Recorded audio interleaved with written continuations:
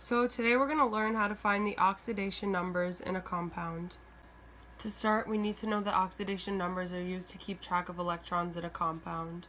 First, the first rule of oxidation is that if an element is alone or composed of the same exact element, it's always going to have an oxidation number of 0.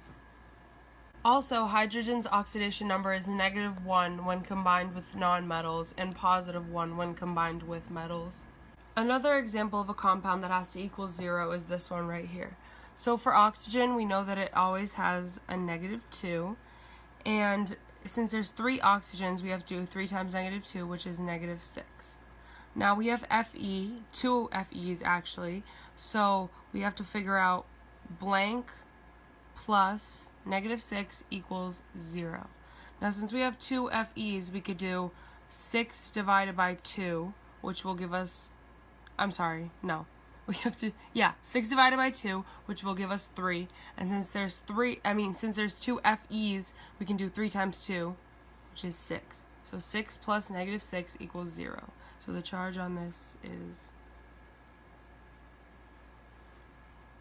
So this is an example of a compound that we will be working with that has a negative charge on it. So we know that O is always -2, and we have 3 oxygens, so 3 times -2 is -6. So now the trick is the oxidation number always has to equal the charge for equations like this, and the charge is -1. So we're going to say -6 plus blank equals -1. So now that means that Cl, well, we can do it out, but it's kind of easy. So plus 6, 5. So that means that Cl will be 5 because -6 plus 5 equals -1. Another example of a compound that has a charge that has to equal the charge is this right here. So this whole equation's oxidation number has to equal -2. And we know that O is always -2, so -2, and there's 3 oxygens, so -2 times 3 is -6.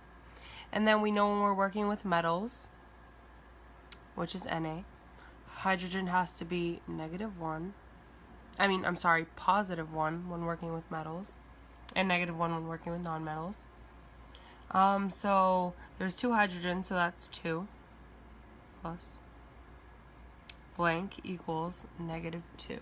So we can work from there and put 2 plus -6, which is -4, equals -2.